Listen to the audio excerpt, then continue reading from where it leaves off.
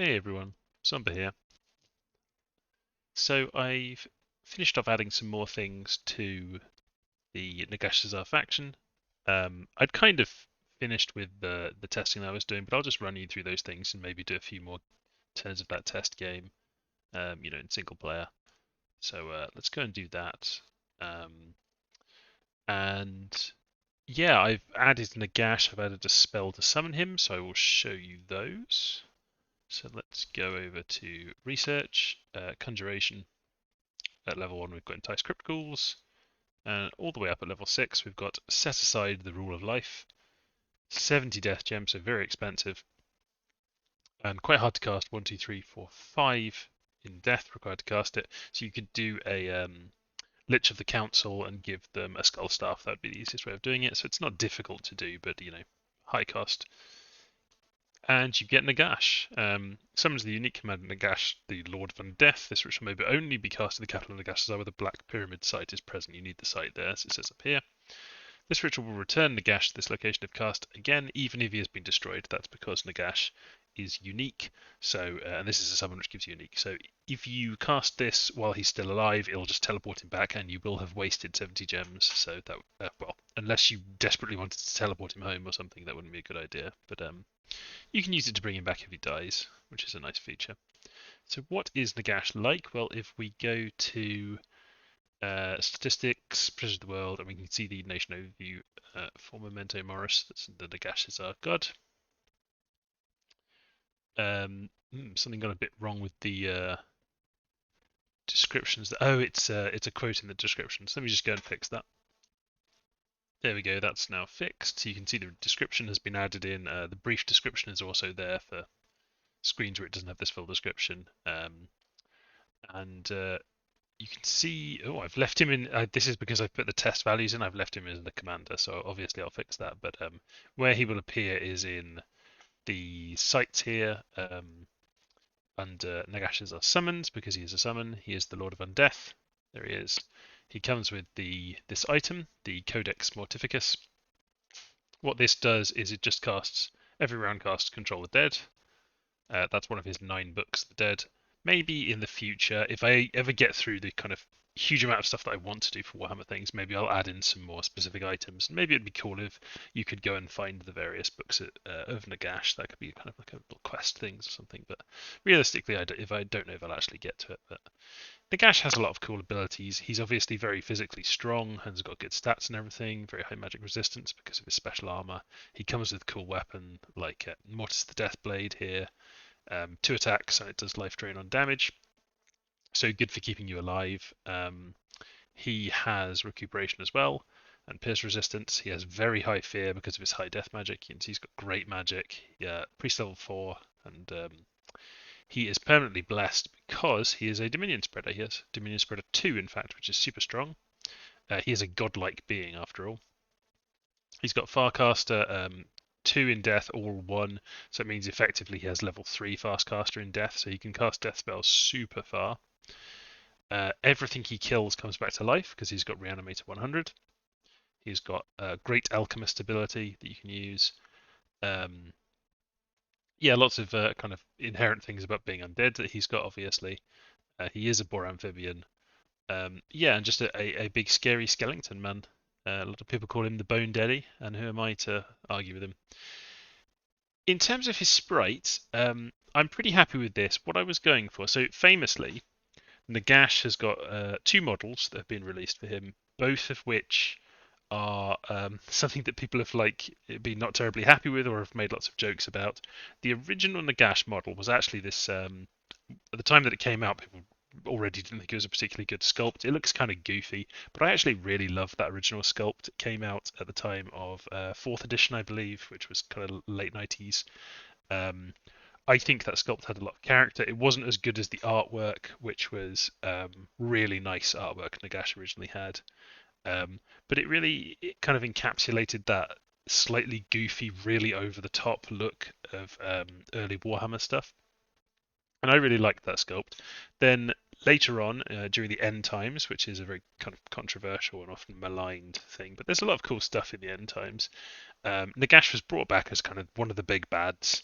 in that storyline, and he got a much bigger and more conventionally aesthetically pleasing model. But it has a bunch of things about it that people don't like. Where they're just like, why has he got like he went from having kind of these things that had a kind of charm about him to being just kind of feeling slightly ridiculous, like the size of his huge hat.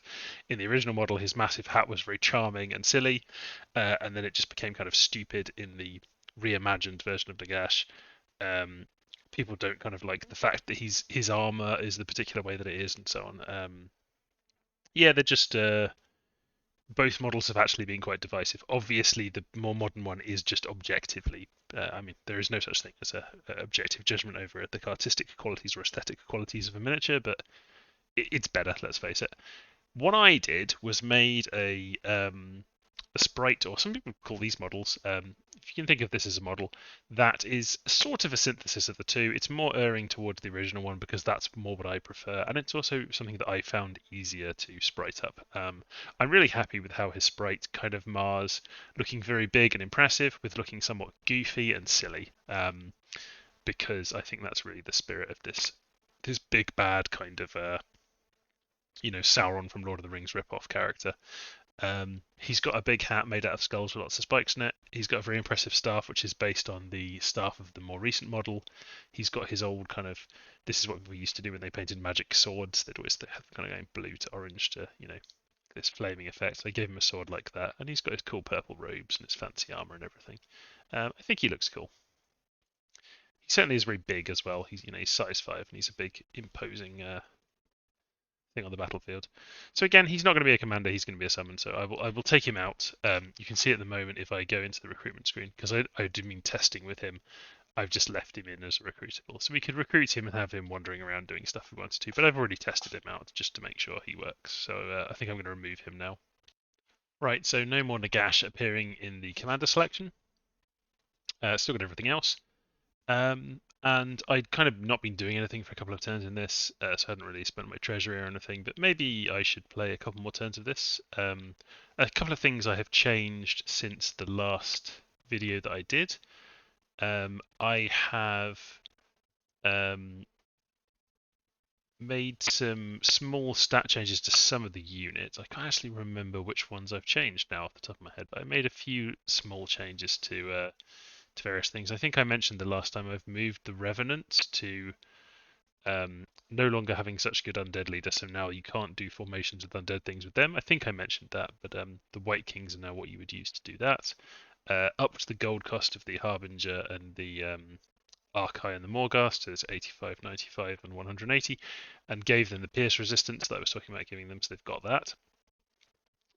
I have added in to the pop type mod, which gives you nation-specific province defense in provinces even where you don't have a fort, and lets you recruit things as if you've got like a population type there that is your own population. So I added in the Nagash version of that. Now that hasn't happened yet because it takes a turn for the events to fire. So what I'm going to do is just let the turn roll.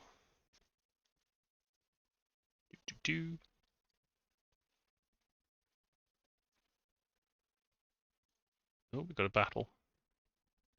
Asphodel attacking us.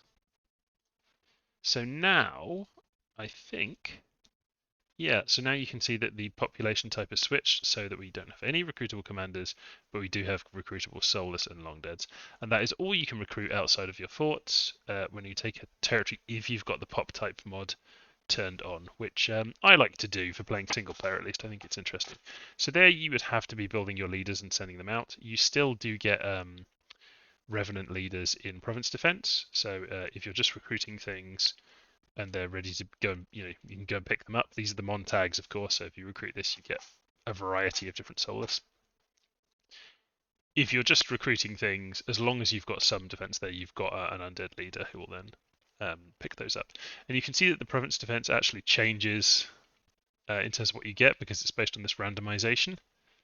So it's got these kind of randomized selection of zombies and skeleton boys that you can get in your province defense outside of your forts. In the forts, your province defense is fixed to being this type of long dead, which is the great sword type, and this type, which is the shield and sword type, the better types of long dead.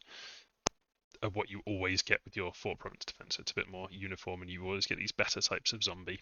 I just thought it would make more sense to have a bit more of a uniform defense at the forts. Another change that I made was made the Nagashizzar Legionnaires. I think I might have mentioned this last time. Was making them capital only. So the Black Pyramid is where you get Nagashizzar Legionnaires from. You can see it is a pretty heavily weighted towards its capital nation, which fits the theme of Nagashizzar really is the seat of Nagashi's power. It's this like ridiculously huge fortress in the lore, and I've kind of described that a little bit in the description.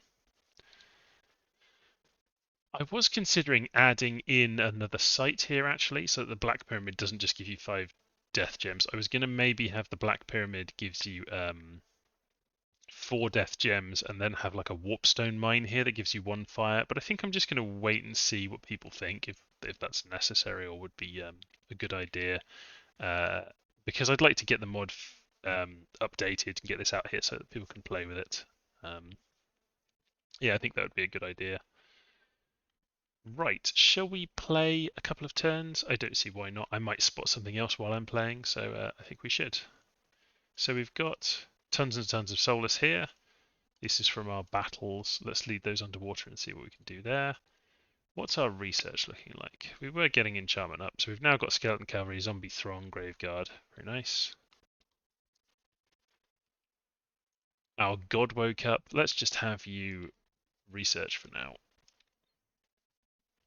We're not playing optimally here, but that's absolutely fine. We've got a ridiculous amount of gold, so we're going to be spending a bunch of that. So I definitely want another general to be leading my forces. What I think I'll do is get, let's get it for a White King. Looking at these, I think you would basically always take the Morghast Harbinger over the White King. I think he's just kind of better, and he's also Sacred and Priest level 1. So maybe I should put up the cost of the Harbinger. The White King, neither of them cost any upkeep. Yeah, I think maybe the Harbinger's cost needs to go up even more. I think I would probably pay maybe I would pay 200 gold for one of these. They're not a mage though. Maybe I should just wait and see. I mean, the good thing about the White King is you can recruit him anywhere. He's not just in your capital, and of course you can summon them as well, and you can't summon the Harbingers. Anyway, let's have a White King, and we want to spend lots of gold. So, what costs a lot of gold and not very many resources? Well, mummies. Can have some mummies. We can get some Morghasts, which are fewer resources in the archive. We can get the Corpse Giant. They're good on that spending gold front. And of course we can get these various spirits that are very good on the gold front. So maybe we'll have Mummies, Corpse Giant, and we'll get some lovely hex wraiths. There we go. We can very quickly spend money. It's nice. That's actually interesting that the hex wraith costs fewer recruitment points than the Cairn Wraith. I think I might want to make a change to that. I think that's possibly the wrong way around. Let's have a Tortured Spirit in there as well. Great, that's recruitment from the capital. Let's throw up some defenses, just throw up some province defense.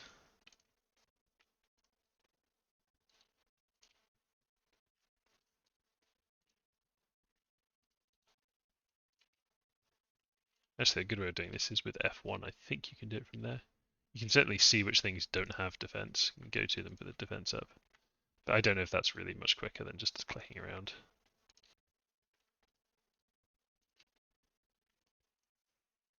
I just wanted to get a bit of defense up in some of these provinces. Oh, there's a 0. Cool. Don't have much in the way of armies out here. Let's build a fortress. You have already built a lab. What can you cast me? So Revive King, rather than getting White Kings, you can get just the Dominions version of them, which is of course the Mound King. The King is dead, long live the King. And those can be very useful leaders, and they're very cheap. They're much cheaper than the White Kings, but they're no good in combat. The nice thing about the White Kings is they're actually kind of badass fighters as well.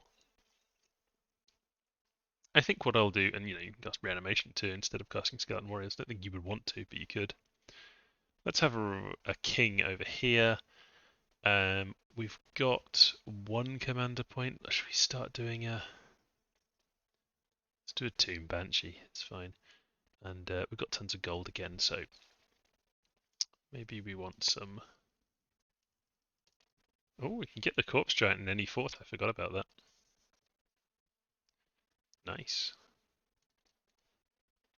Some spirits. Lovely. What's our army here?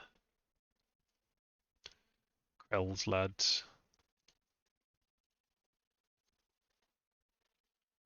Let's just attack. Who is this? Vanarus. Let's attack them. Knucklebon with his horde of archers. I say archers, chariot archers. We were going to test out how good they are. Let's see how they do. Jinnid.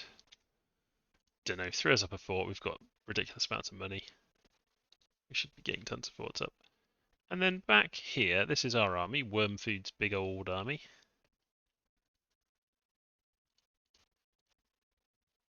Alright, we'll leave those behind. And I guess let's just march out in this direction. Let's take a Necromancer Lord with us as well, why not? So this flying squad had proven to be very powerful. Basically because of the Morghasts being absolutely, wrecking things. They've got pretty high experience now, so that is aiding them on that front. Let's see if they can go and take this province. And we had taken that throne, so we can send him down here. Our Black Servant. We can go and send him down there to build a temple down there.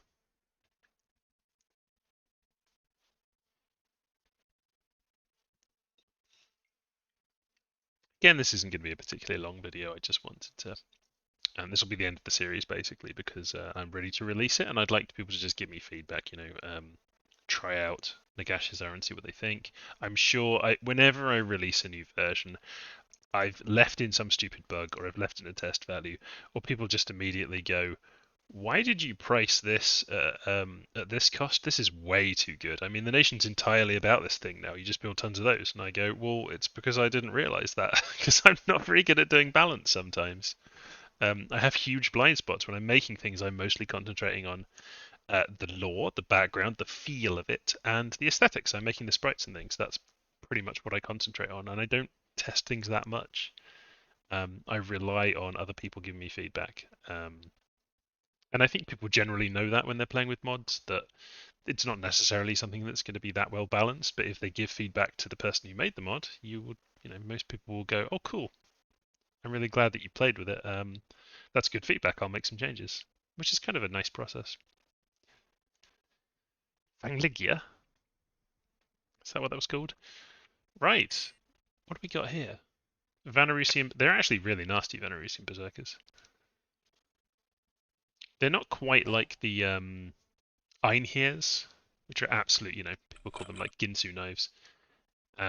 Oathbound are just kind of your typical sort of averagey sacred, but this is still good quality troops. I also have good quality troops though, and I have Krell. Looks like he's still got a couple of stray bad pixels on his sprite. I should fix that. Krell goes in there and just slaps someone. He's going to do it again. Go on, Krell. Blam! God, you love to see that. In the big game of Dominions, you often lose track of all this kind of little interaction things, but sometimes I just like to kind of have a look and just be like, "Oh, cool, look at that." People missing or getting repelled against Krell and him just obliterating them with his giant axe. Very pleasing. Yeah, their elite troops are not as good as my elite troops. This is partly because these have experience stars. Having experience stars does make a pretty big difference to a unit like this. It's partly that I think we outnumbered them a little bit. And having formation fight is nice to stack those attacks. See here, 4 to a square. If they had had a priest here casting Banish, they may have just won this though, which kind of gives you a hint as to how this would go in a multiplayer match. I think people would be much more on top of countering Nagashizzar, obviously than the AI, but I really think people would um, quite quickly go, oh, I just need to put lots of priests against these, and I need to get some death mages to cast, not necessarily with the bones, but dust to dust being the classic. As soon as you hear dust to dust, if you're an undead nation, you hear that kind of dust to dust being fired off, you start panicking. Can they do this? I mean, Lion Tribe are not very hard hitting or anything. I think the Morghast, and they're piercing. The Morghusts should not have a problem. But there's not very many more. Oh well, we do when they kill people, the people do come back to life as zombies, which is a benefit to them. I mean, look at this Morghast. They've got a lot of people around them, so they took some hits, but they're okay.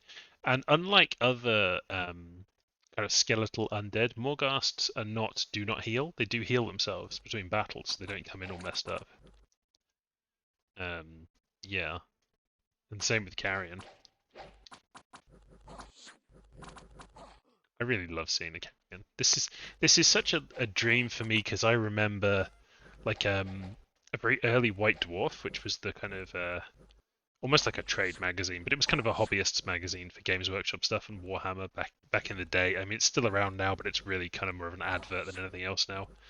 Back in the day, they used to have these really cool battle reports, and I remember one in a, God knows what White Dwarf it was, 150 or something, who knows.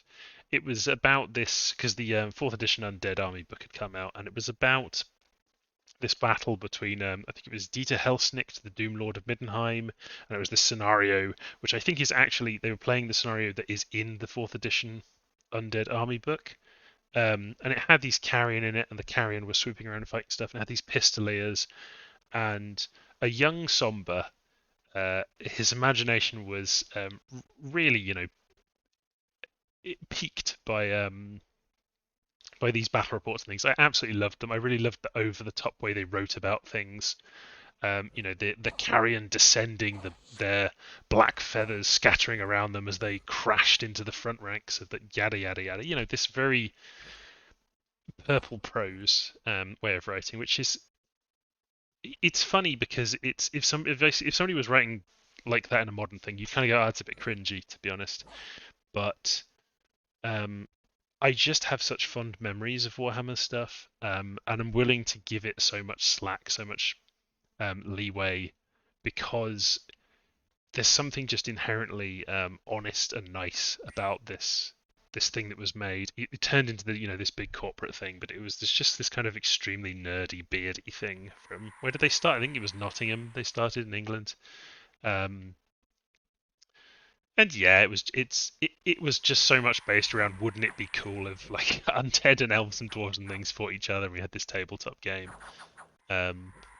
Yeah, and I have so much affection for it. I really do for Warhammer. See, this is just tons of rubbishy Solus, and look at these stats. Oh, mm, breathtakingly good stats. This is because Solus already suck, but then Solus underwater with poor Amphibian. Just terrible. So the hope here is kind of based around tiring these guys out, but they don't have very much encumbrance. Will we be able to do this with weight of numbers? Occasionally the Solus hits a Triton and he dies, and the Solus aren't going to run away anytime soon. I mean, look at that. This is mostly because the Solus hit pretty hard. 18 damage off a broadsword is pretty nasty. You can, chop people up with that. And they have not bad protection. And they have a bunch of hit points. So they're just kind of a massive deficit in terms of skill, but it goes to show how important morale, protection, and damage.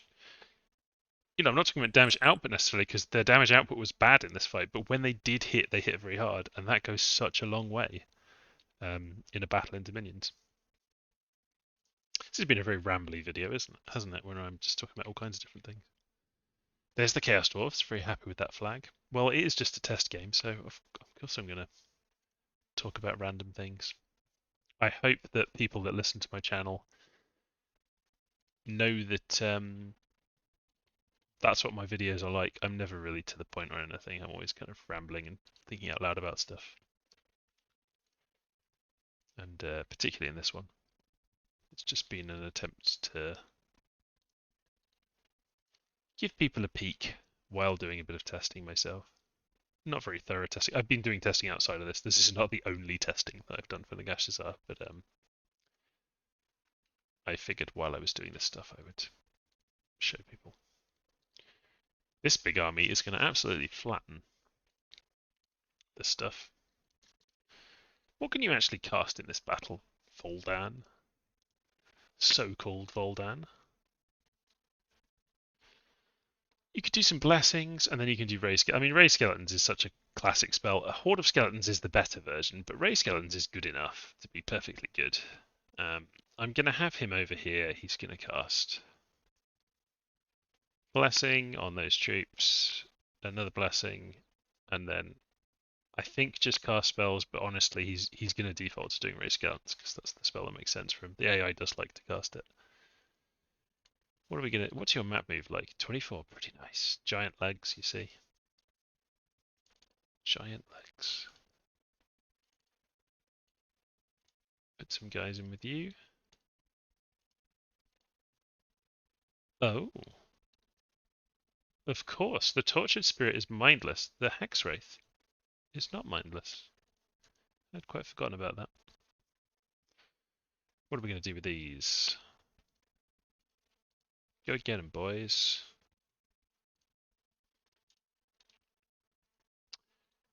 The corpse giant, apart from having one of my favorite graphics I've ever done, really happy with it. Apart from that, and being recruitable fear, which is of course nice, and being a massive sack of hit points, 120 hit points. Oh. Apart from all those things, what you really want to be doing with the corpse giant is sticking some buffs on it that make him harder to kill. Getting a few of them and doing that, very, very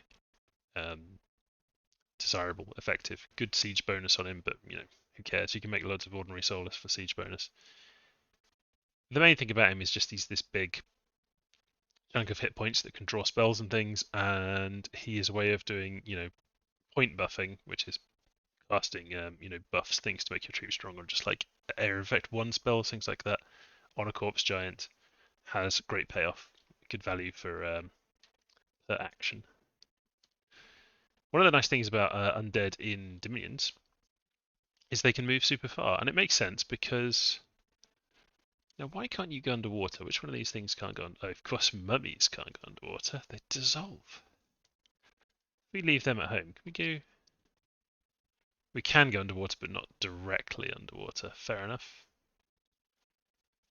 Fair enough. Let's leave our mummy friend at home and just go out there. So here's the Mound King, Dominion's Mound King. What is his undead leadership like? Can he do formations? He can do undead formations. Yeah, the Mound King is probably worth casting. Certainly because you can't recruit any commanders from... Yeah, just do that. You can't recruit any commanders from your provinces if you've got, you know, your unforted stuff, if you've got the pop type mod on, which people who play Warhammer mod may decide to do. I recommend it. I think it's fun.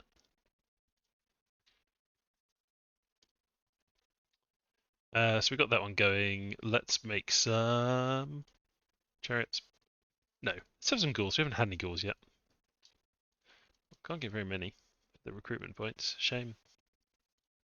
And a zombie. Do-do-do. Temple. Can they continue their insane run of just taking any let's just do any province, it doesn't matter. One full of enemies? Who cares? Let's see what we can take. Could you make me a zombie mob, please? In Henwood. Are there corpses there? Oh, I don't have a death mage there, so I don't know. But there are corpses there. We know that there's corpses there as well, so you know. Zombie mob, do it. Oh, that's something I was going to do that I've forgotten about. I was going to change zombie mob because at the moment it says up to 20 corpses. I mean, up to 20 corpses is technically true because it raises 19, but 19 is up to 20, but it can't raise 20. It can use up 20 corpses, but it can't actually raise 20 things because of the way that I've coded it. So I was going to fix that. So I'm going to fix that for the various spells. I'm probably just going to do this one turn and then we will call it a day. So I don't really need to build anything there. We're just going to have whatever battles we're going to have. It's fine. We'll watch those. But yeah, I hope you've been enjoying seeing a glimpse of these, and by the time this video goes up, I think I will have put up the new version, which will be 1.3. It would be 1.21, but I think that a minor revision, which is the one part of that, I think it should just be 1.3, given that I've added an entirely new nation to it. It'd be a bit weird to go from 1.2 to 1.21 and stick an entire nation in. I predict that somebody is going to go, oh, this is just the same as vampire counts. Probably most people are not going to react that way, but I predict that someone will. I'll just roll my eyes at that, I think. Wow, these hold up amazingly well. Nagashizzar Legionnaires, they really do. It's that high protection.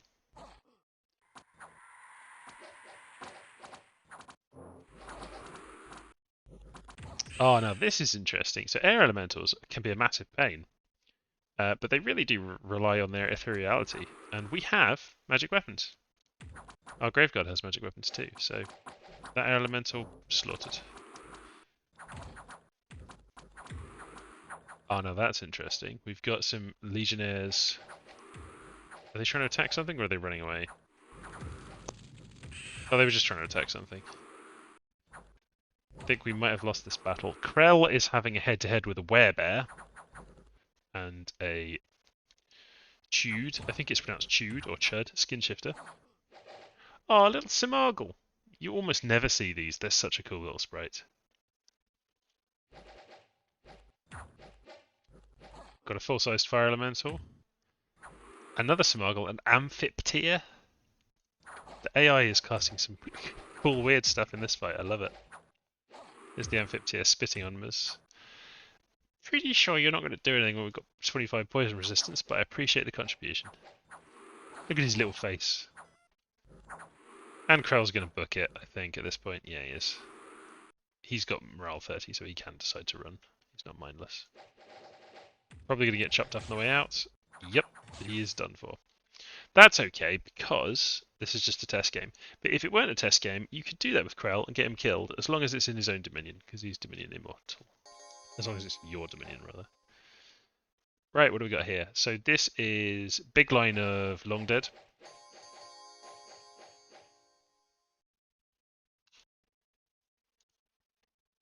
Well now. This is because I have copied the sprite from a Banefire Archer, but I don't want this little bit of Banefire, so I'm going to have to go and fix that sprite. The Long Dead Archer sprite needs to be fixed. I will make a note of that. See, this is the kind of thing that you can only get in this kind of testing stuff out. Like, I know how they perform and their stats and everything, but watching them in a fight shows me that, whoops, I need to make a small change to the sprite.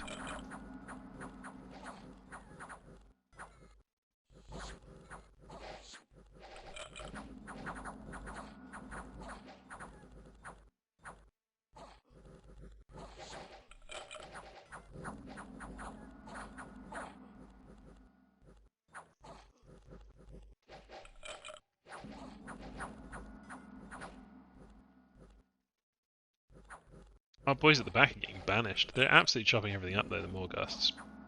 So even facing the banishment, they have excellent magic resistance. Well, the Harbinger certainly does. But the Archives also have really nice magic resistance. That banish is not being very effective against them, and they are absolutely crushing everything back here. I think this is going to show, to me at least, that the Morghasts in general are too strong. I'm very wary of very elite units that can fly in particular. Yeah, they can be horrible for the enemy to deal with. So I think I'm just going to keep putting up the gold cost on them, particularly because they don't have any gold upkeep. So yeah, I think the Morghasts are going to end up costing a bit more, which is fine. They're a special elite. You're not supposed to have done to them. So I've got the Morghast increased cost to do. I've got that sprite change to do. Some archers and stuff against a mob. So this is just a province defense, but it's cool you get this variety of different undead and things. It's fun. And you get a D1 mage, which is kind of interesting. He's getting targeted by them though, which is extremely bad news for him. Wow. 2 hit points left. I am glad you have 30 morale. And then 1 in Giant Spine. So this is their well, this is interesting. This force, okay. This is a reasonable test. This force is massively better than the Chariots, right? We've got these Sacreds that are pretty good. I mean, they're pretty much elite medium infantry, I would say. You've got the Chewed Skin Shifters, which are this hard-hitting kind of destroy everything infantry, and they turn into werebears. And then they've got a bunch of other stuff with them. And we've got various priests. Have we got priests? Yes, we got priests here as well. So if these guys do well, like really well against these, then I think we have a balance problem there.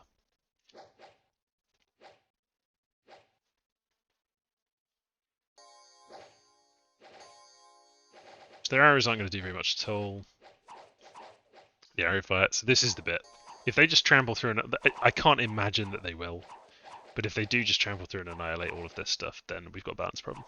I mean, I know Chariots are good, but they shouldn't. Yeah, and they're not. They're doing okay, but they're getting smashed up now. My Chariots. And there comes a banish. Yeah, that's fine. That's about what I expected. They killed some stuff, but they got destroyed. The White King's actually in a fight. He took a hard hit there. Oh, he's gonna get killed. He kills a werebear though. Well played. So how well did the Chariots do? They killed a bunch of stuff. They did kill a bunch of stuff. But it was mostly not terribly expensive stuff, so that's fine. They didn't really overperform there, I think. So what were we changes we were going to make? We were going to look at the recruitment costs of the Hex Wraiths versus Cairn Wraiths. I think put up the RP cost on the Hex Wraith, so I'll do that. We were going to increase the cost on probably the Harbinger and both of the Titus of Morghast. I'd probably just chuck another 10 gold on all of those because they're a bit too good. And I was going to fix the sprite on the Skeleton Archers, the Long Dead Archers. So I'll do those things and then I'll release the mod. Oh, one more thing I wanted to mention is I added a multi-hero. I don't normally do this, but I added a multi-hero for this nation, which is just a summon from vanilla dominions, but he seemed like he'd be a fun multi-hero to be in there, which is just a Bane Lord. So multi-heroes, you've got a Master Necromancer and a Lich of the Council, which are obviously your 2 upper-tier mages, and then sometimes you just get a Bane Lord as a multi-hero, and I just think that that's a cool thing for them to have, and the power level is fine for a multi-hero. Probably you'd rather have a Lich of the Council, maybe you would rather have a Bane Lord than a Master Necromancer, depending on your circumstances, but probably you'd still rather have the Master Necromancer, so it also dilutes this multi-hero pool a little bit, so you're not quite, always getting these mages. But I might do that a little bit for some of the other Dominions nations. It's just that the Bane Lords so obviously fit the aesthetic of this nation that I wanted to put them in. Cool, so that is your peek at Nagashizzar. I hope the mod will be up super quick, version 2.3, and you can give Nagashizzar a go yourself. I hope you've enjoyed watching this little series. I might do some more things like this if I'm about to release another nation, probably not otherwise. Thanks for watching. Take it easy. Bye now.